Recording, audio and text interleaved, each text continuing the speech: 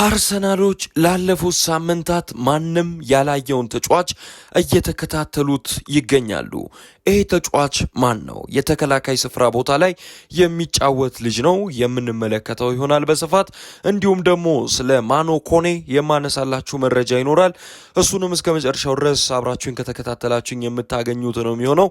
ስለዚህ አብራችሁኝ እንድትቆዩ እጋብዛለሁኝ። ለቻናሉ አዲስ የሆናችሁ ቤተሰቦች እስከ መጨረሻው ድረስ ቪዲዮን ከተከታተላችሁ በኋላ ሰብስክራይብ እንድታደርጉ ስል በአክብሮት ተጠይቃለሁኝ። ስለ አርሰናል እንግዲህ ካሁን በኋላ በደንብ የምንሰማ ይመስለኛል።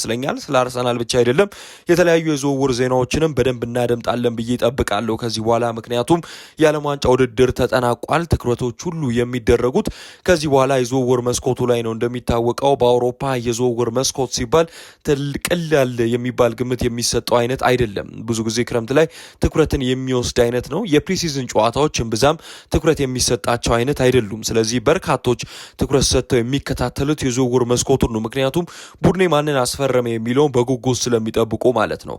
ስለዚህ ካሁን በኋላ የበለጠ እንዲህ አይነት ስም ልንሰማ እንችላለን ብዬ አስባለሁ። የተለያዩ ዝርዝሮች ይወጣሉ ከአርሰናል ጋር በተያያዘ። እኛም ደግሞ ከስር ከስር እየተከታተልኩኝ ወደ እናንተ የማደርሳችሁ ይሆናል። ዛሬ የበለጠ ሁለት ስሞችን ላይ ትኩረት አድርገን የምናደምጥ ይሆናል ማለት ነው። ሁለት መረጃዎችን አደርሳችኋለሁኝ። እናንተም እንድትከታተሉኝ ስል በአክብሮት እጠይቃለሁ። ያው ዊሊያም ሳሊባ ጉዳት እንዳጋጠመው ይታወቃል። ዊሊያም ሳሊባ ጉዳት ካጋጠመው በኋላ ታዲያ አርሰናል ማንን በዝውውር መስኮቱ ለማስፈረም ትኩረት አድርጎ ይሰራል የሚለውን መመልከት የሚኖርብን ይሆናል። አርሰናሎች ያው ላለፉት ዓመታት የበለጠ ከሪያል ሶሴዳድ ጋር ቁርኝነት እንዳላቸው እየተመለከትን የመጣን ይመስለኛል።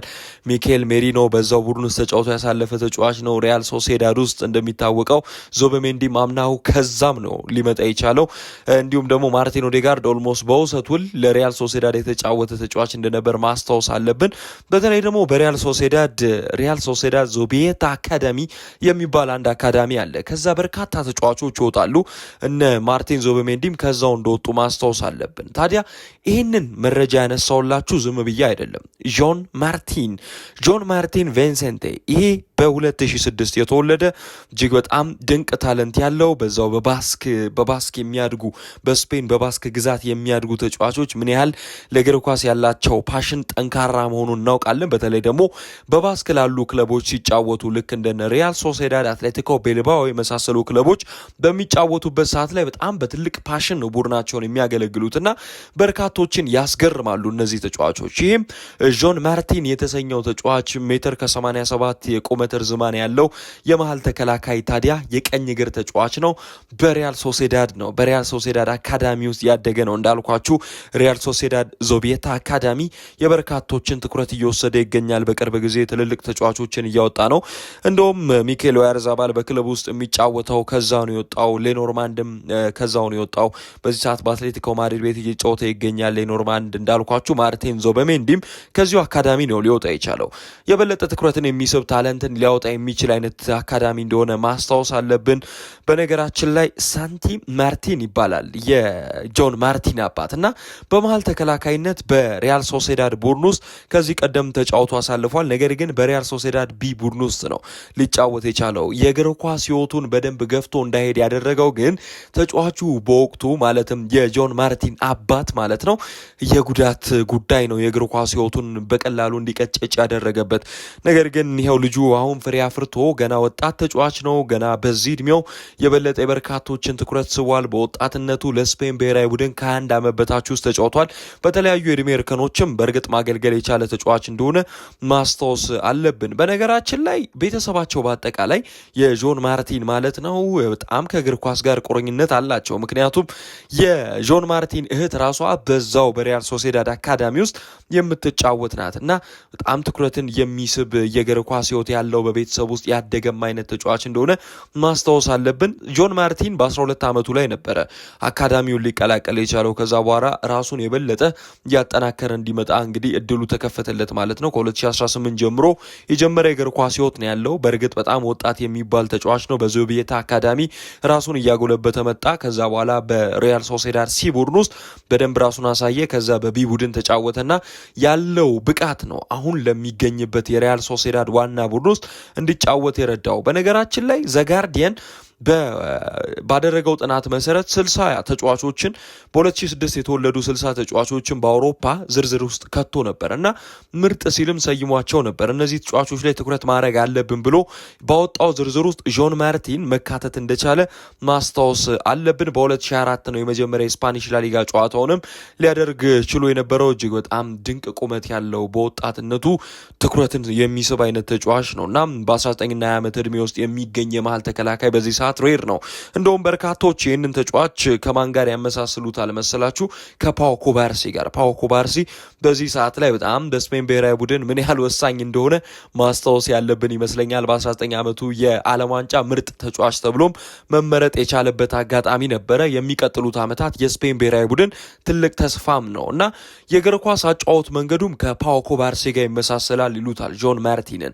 ጆን ማርቲን እጅግ በጣም ድንቅ የሚባል አይነት ተጫዋች ነው። ፈጣን አይደለም። ጆን ማርቲን የሚነሳበት አንድ ጥያቄ ይሄ ነው። እስከ 2031 ድረስ በነገራችን ላይ በሪያል ሶሴዳድ ቤት የሚያቆይ አይነት ኮንትራት አለው። እጅግ በጣም ድንቅ ታክል የማድረግ አይነት ብቃት ያለው ተጫዋችም እንደሆነ ይናገሩለታል። ነገር ግን የሱ ኳሊቲ ይበልጥ የአየር ላይ ኳሶችን ማሸነፍ ነው ሲሉ ይናገሩለታል። በጣም ሰዓቱን ጠብቆ ነው የአየር ላይ ኳሶችን ለመፋለም የሚዘለው። ከዛ በኋላም ደግሞ በቀላሉ ያሸንፋል የአየር ላይ ግንኙነቶችን። እርግጥ ነው ቁመቱ በጣም ከወጣትነቱም አንጻር በጣም ረዥም እንደሆነ ማስታወስ ያለብን ይመስለኛል። ጆን ማርቲን ገና በዚህ እድሜው 1.87 ነው። የሚያድግ አይነት ቁመት ደረጃ ላይ የሚገኝ ተጫዋች ነው። ስለዚህ አሁንም በተክለ ሰውነት እየገዘፈ ነው የሚመጣው። የአየር ላይ እንቅስቃሴዎች ሲነሳ ደግሞ በተለይ ደግሞ የሴት ፒስ አጠቃቀም በጣም ጠንካራ የሆነ ከአመት ዓመት ራሱን እያፈረጠመ የመጣው በነ ኒኮላስ ጆቨር የሚመራው አርሰናል ታዲያ እንዲህ አይነት የአየር ላይ ብቃት ያለውን ተጫዋች በምን ያህል ደረጃ እንደሚፈልግ ማስታወስ ያለብን ይመስለኛል። አርሰናል አምና ከዚሁ ሊግ ከላሊጋ ሞስኩዌራን ያስፈረበበት ሞመንት አለ። አሁን ጆን ማርቲን ተብሎ ሩመሮች ሲወጡ በተለይ ደግሞ ራሱ ሚኬል አርቴታ ይህንን ተጫዋች ትኩረት ሰጥቶ እየተከታተለው መሆኑ ከዚሁ ከሪያል ሶሴዳድ መሆኑ ዙቤታ አካዳሚ ላይ ላለፉት ዓመታት አርሰናል ከዚያ የወጡ ተጫዋቾች ላይ ፎከስ ማድረጉ የበለጠ ዝውውሩን የትኩረት እንዲሰጥ ያደረገ ነው። በነገራችን ላይ የጆን ማርቲን ሌላኛው ኳሊቲ ደግሞ የጨዋታ ማንበብ ብቃቱ እንደሆነ ብዙዎች ይናገሩለታል። ኳሶችን ኢንተርሴፕት ሲያደርግም ምንም አይነት አደጋ ውስጥ የማይገባ አይነት ተጫዋች ነው። በፍጥነት እንቅስቃሴዎችንም ያቋርጣል። የማጥቃት እንቅስቃሴዎችንም በቀላሉ ነው የሚገታው እና ይህን ተጫዋች ማስታወስ ያለብን ይመስለኛል። የበለጠ የስፔኖች አንድ ሌላ ኳሊቲ የመሃል ተከላካይ በሚሆኑበት ሰዓት ላይ በተለይ ቡድናቸው በቢልዳፕ የሚጫወት አይነት እንደሆነ እናውቃለን። ብዙ የስፔን ካልቸር እንደዛ ነው። ምናልባት እንደነ ሄታፊ አይነት ቡድን ካልሆነ በስተቀር እነ ቦርዳላስ ታክቲካቸውን እናውቃለን። የበለጠ የመልሶ ማጥቃት አይነት ቡድን የሚገነባ አይነት ሰው ነው በሎ ብሎክ ስለሚጫወት። ነገር ግን እንዲህ አይነት የተረጋጋ አይነት ቡድን ውስጥ ሪያል ሶሴዳድ የበለጠ በቢልዳፕ የሚጫወት አይነት ቡድን ነው እና ይሄ በጫና ውስጥ ከሚገቡ አይነት ተጫዋቾች ታዲያ አይመከሩም። ምክንያቱም በተደጋጋሚ ፕረስ ይደረጋሉ ኳስ እግራቸው ስር ስለሚኖር። ይሄ ተጫዋች ታዲያ ኳስ እግሩ ስር በሚገባበት ሰዓት ላይ ኳስ ተረክቦ እግሩ ስር ሲገባ የሚደናገጥ አይነት ተጫዋች አይደለም። የበለጠ ለአማካኞች ቅርብ ሆኖ እነሱን ተመልክቶ ኳስ ለማቀበል የሚጫወት አይነት ተጫዋች እንደሆነ ማስታወስ አለብን። ፕረስም ደግሞ አይደረግም በቀላሉ። እንዲህ አይነት ኳሊቲ ከአንድ ወጣት ተጫዋች አይገኝም። ይህንንም ማስታወስ አለብን። በጣም ኳሶችን ቨርቲካል ፓሶች የበለጠ ያበዛል። እንዲሁም ደግሞ ከኳስ ጋር ቆይቶ መጫወትም የሚቸግረው አይነት አይደለም። ነገር ግን በጣም ማቹርድ የሆነ በሳል የሆነ ፕሮፌሽናሊዝምን ገና ከወዲሁ እየተለማመደ ያለ አይነት ተጫዋች እንደሆነ ማስታወስ ይጠበቅብናል። ማቹሪቲ በጣም ያስፈልጋል። በተለይ የመሃል ተከላካይ ሆናችሁ ስትገኙ በአንድ ጨዋታ ኦልሞስት እናንተ የቡድናችሁን ሪስክ ውስጥ ልትከቱበት የምችሉበት አጋጣሚ ይመጣል። በተለይ ደግሞ ከፕሪሚየር ሊግ ቡድኖች ጋር ስማችሁ ሲያያዝ እንዲህ አይነት ኳሊቲ ሊኖራችሁ ይገባል ተብሎ ይጠበቃል። ይሁን የማይወድ አይነት ተጫዋች ነው። እንግዲህ ጆን ማርቲንን ብዙዎቻችሁ የማታውቁትም ለዛ ነው። በስፔን ብሔራዊ ቡድን በ16፣ 17፣ 18፣ 19፣ 20 እስከ 21 ዓመት ደረጃ ድረስ እንግዲህ መጫወት የቻለም አይነት ተጫዋች ነው። ስለዚህ እጅግ በጣም ድንቅ ጥራት ያለው ተጫዋች ነው። በዛው በስፔን የሚጫወቱ ቡድኖችን በነገራችን ላይ ይፈልጉታል። በቅርብ ካስቶን ቪላ ጋር ስሙ ሲያያዝ የነበረ አይነት ተጫዋች ነው እና በነገራችን ላይ አርሰናሎች ካሁን በኋላ ይህንን ተጫዋች የበለጠ ስካውት ሊያደርጉት ይችላሉ ተብሎ ይጠበቃል። የበለጠ የዊሊያም ሳሊባ ጉዳት ደግሞ ነገሩን እንዲፈጥን ሊረዳውም ይችላል ተብሎ ይጠበቃል። አርሰናሎች ስለ ተጫዋቹ አንዳንድ ሪፖርቶችን ለማጥናትም እንግዲህ ችለዋል እየተባለ ይገኛል። እንግዲህ ምንም ጥያቄ የለውም። እንዲህ አይነት ተጫዋች በነገራችን ላይ ስታገኙ ያለምንም ጥርጥር ስለሱ ስካውት ማድረግ ይጠበቅባቸዋል። አርሰናሎችም በእርግጥ ይህንን ነው እያደረጉ የሚገኙት። አርሰናል ደግሞ በዚህ የሚታማ አይነት ቡድን አይደለም። ምክንያቱም ላለፉት ጊዜያት የሚፈልጋቸውን አይነት ተጫዋቾች በደንብ ስካውት ካረገ በኋላ ነው ወደ ውሳኔዎች የሚገባው። ይህ የሚጠበቅ ነው እና ጆን ማርቲን በዚህ ሰዓት ላይ በጣም ትኩረት እያገኘ የመጣ አይነት ተጫዋች እንደሆነ ማስታወስ ያለብን ይመስለኛል። ታዲያ ሚኬል አርቴታ ግን ለምንድን ነው እንደዚህ ከባስክ ተወላጅ የሆኑ ተጫዋቾችን እየፈለጋቸው የሚገኘው የሚለውንም ማስታወስ ያለብን ጉዳይ አለ ብዬ አስባለሁ። ምክንያቱም ከባስክ የሚወጡ ተጫዋቾች የበለጠ ለእግር ኳስ ፓሽኔትድ እንደሆኑ ይነገርላቸዋል። ታዲያ ሚኬል አርቴታም ከዛው የሚወጡ ተጫዋቾችን እየለቀመ የራሱ ሲያረጋቸው አይተናል። ማርቲን ዙቢሜንዲ፣ ሚኬል ሜሪኖ በቅርብ ያየናቸው አይነት ተጫዋቾች ናቸው። አሁን ደግሞ ጆን ማርቲን የሚፈርም ከሆነ ምን አይነት አድቫንቴጅ ለቡድኑ ይሰጧል የሚለውን ማስታወስ አለብን። የበለጠ የዝውውር የሚሳካ ከሆነ ለአርሰናል የሚጠቅመው በወጣትነቱ እንዲህ አይነት ተጫዋችን ማግኘት በጣም ትልቅ ነገር ነው። ገና ራሱን ማሳየት እየጀመረ ያለ ተጫዋችን በዛ ላይ ደግሞ በሳል እየሆነ የመጣ ተጫዋችን ማግኘት በጣም ቀላል የሚባል አይነት አይደለም። ነገር ግን በዛው በስፔን ያሉ ቡድኖች እነ ሪያል ማድሪድ ራሱ በቅርብ ይህንን ተጫዋች ይፈልጉታል። ባርሴሎና፣ አትሌቲኮ ማድሪድ ራሱ ኢንተረስት አላቸው የሚል አይነት ነገር አለ። ተጫዋቹ እስከ 50 ሚሊዮን ዩሮ አካባቢ ድረስ እንደሚያወጣ አንዳንድ መረጃዎች ያሳያሉ። ወጣት ነው። በ50 ሚሊዮን ዩሮ እንዲህ አይነት ታለንት ማግኘት ቀላል አይደለም። ምክንያቱም አንድ ዓመት ከዚህ በኋላ የሚጫወት ከሆነ የበለጠ ሂሳቡ እየተወደደ ስለሚመጣ። ነገር ግን አንድ ማስታወስ ያለብን ነገር የሳሊባ ጉዳት ከሆነ ይህንን ተጫዋች የሚያመጣው በዚህ ሰዓት አርሰናል ሳሊባን የሚተካ ተጫዋችን 50 ሚሊዮን ዩሮ አውጥቶ ይገዛዋል የሚለው ሌላ ጥያቄን የሚፈጠር ነው። የበለጠ አርሰናል በዝውውር ፕላን ውስጥ በዚህኛው ክረምት ኦልሞስት የመሃል ተከላካይ ያስፈልገኛል ብሎ ካሰበ ሊያስፈርመው የሚገባ አይነት ተጫዋች ነው። ሌላ የምንመለከተው ደግሞ ማኑ ኮኔ ነው። ማኑ ኮኔ እጅግ በጣም እንግዲህ ስሙ በዚህኛው የክረምቱ የዝውውር መስኮት ከተለያዩ ቡድኖች ጋር እየተያዘ ያለ ተጫዋች እንደሆነ ማስታወስ አለብን። አርሰናል በዚህኛው ክረምት ኦልሞስት የኒውካስል ዩናይትዱን ብሩኖ ጎማሬዝን ነው ለማስፈረም ድርድር መጀመሩ እንግዲህ ሲዘገብ የቆየው። አርሰናል ኒውካስል ዩናይትድ በያዘው አቋም ግን የሚቀጥል ከሆነ መድፈኞቹ ሌሎች አማራጮችን መመልከት ሊጀምሩ እንደሚችሉ ፋብሪዚዮ ሮማኖ ይዞት የወጣው መረጃ ነው ትናንትና ያመላከተው።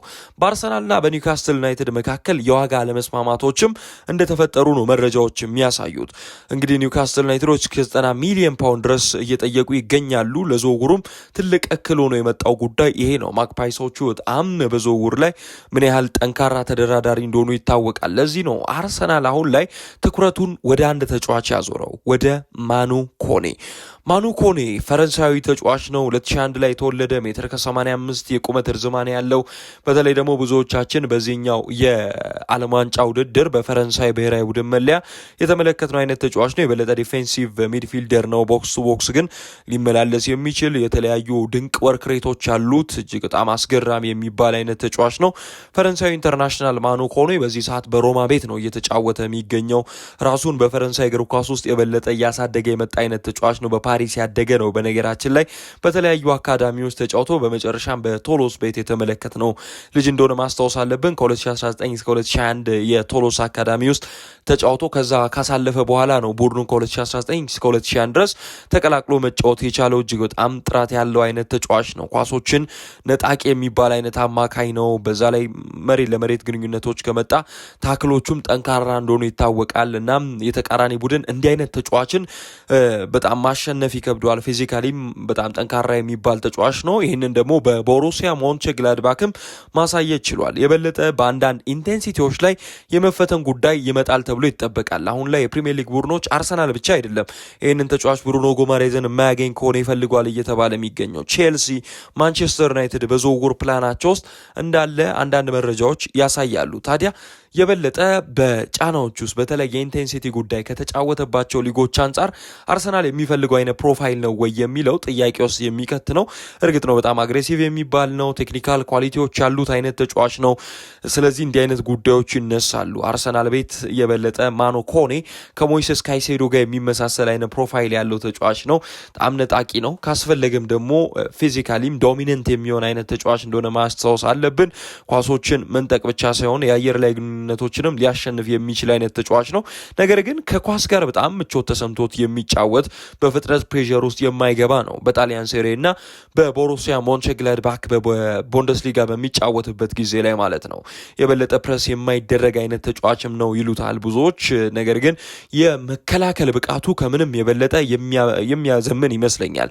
በተለይ ደግሞ የአርሰናል የአማካኝ ስፍራ ከቶማስ ፓርቴ መውጣት በኋላ እንደ አይነት ተጫዋች ይፈልጋል። የበለጠ 6 ቁጥር ላይ ዶሚናንት ሆኖ ሊጫወት የሚችል የዴክለን ራይስን ሚና የበለጠ በተለያዩ ሜዳዎች ላይ እንዳይረግጥ የሚያደርገው እንዲሁም የበለጠ ሚናዎቹን የዴክለን ራይስን ገደብ እያደረገ ወደ እሱ ሊያመጣ የሚችል አይነት ተጫዋች ይፈልጋል አርሰናል። ይህንንም ደግሞ የሚወጣ አይነት ተጫዋች ነው። በጣም የሚሮጥ አትሌቲዝሙ እጅግ በጣም አስገራሚ የሆነ በጣም ፓሲንጉም አስገራሚ የሆነ ተጫዋች ነው። ነገር ግን እንዳልኳችሁ ክሬቲቭም ደግሞ አይደለም። ይህ እንዲህ አይነት ጥያቄዎች ይነሱበታል። ስለዚህ የክሬቲቪቲ ጥያቄ ደግሞ እርግጥ ነው የ6 ቁጥር ተጫዋች በኃላፊነት ውስጥ እንዲገባ አይጠበቅም። ነገር ግን አሁን ላይ ዘመናዊ 6 ቁጥሮች ቻንስ ክሬት በጣም በተደጋጋሚ ሲያደርጉ እናያለን። ስለዚህ አንዳንድ ጊዜ ይጠበቃል እንዲህ አይነት ነገር። ነገር ግን በዝውውር መስኮት እንዳልኳችሁ ነው በጣም በዚህኛው የክረምቱ የዝውውር መስኮት አሁን ለሮማም በጣም አመቺ ይመስላል። ምክንያቱም የተለያዩ ቡድኖች ይፈልጉታል። እንደምንመለከተው ከሆነ ማንቸስተር ዩናይትድ፣ ቼልሲም በቅርብ መረጃዎች እየወጡ ነው የሚገኙ። ስለዚህ ሮማዎች የበለጠ የዝውውር ሂሳቡን እየተመለከቱ ሂሳቡን ከፍ እንዲያደርጉትም ይረዳቸዋል ተብሎ ይጠበቃል። በዓለም ዋንጫ ደግሞ በቋሚ አሰላለፍ ውስጥ ገብቶ ለቡድኑ የተጫወተ አንድ ተጫዋች የበለጠ ሂሳቡን ከፍ እንዲያደርግም ይረዳዋል። ስለዚህ ማኑ ኮኔ እንዲሁም ደግሞ ማርቲንን ማስታወስ ያለብን ይመስለኛል። በዚህ የክረምት የዝውውር መስኮት ምናልባትም በመሀል ተከላካይነት በአርሰናል እጩ ከሆኑ ተጫዋቾች መካከል ማርቲን አንደኛው ነው፣ ጆን ማርቲን። ማኑ ኮኔ ደግሞ የብሩኖ ጎማሬዝ ዝውውር የማይሳካ ከሆነ አርሰናል ትኩረት ሊያደርግበት የሚችል አይነት ተጫዋች እንደሆነ መረጃዎች ያሳያሉ። እጅግ በጣም አስገራሚ ነው። እንደ አይነት ስሞችን በተደጋጋሚ ከመድፈኞቹ ጋር እየሰማን የምንገኘው የሚቀጥሉት ቀናት ላይ ምን እናያለን የሚለውን ደግሞ አብረን የምንመለከት ነው የሚሆነው። እኔ ግን በየቀኑ የተለያዩ መረጃዎችን ካሁን በኋላ የማደርሳችሁ ይሆናል። ለወዳጅ ለዘመዶቻችሁ ሼር እንድታደርጉ ስል በአክብሮት ተጠይቃለሁኝ። አብራችሁኝ እስከዚህ ደቂቃ ስለቆያችሁ ላቅ ያለ ምስጋናዬን አቀርባለሁ። በቀጣይ ጥንክር እስከምንገናኝ ድረስ ቸር ቆዩልኝ።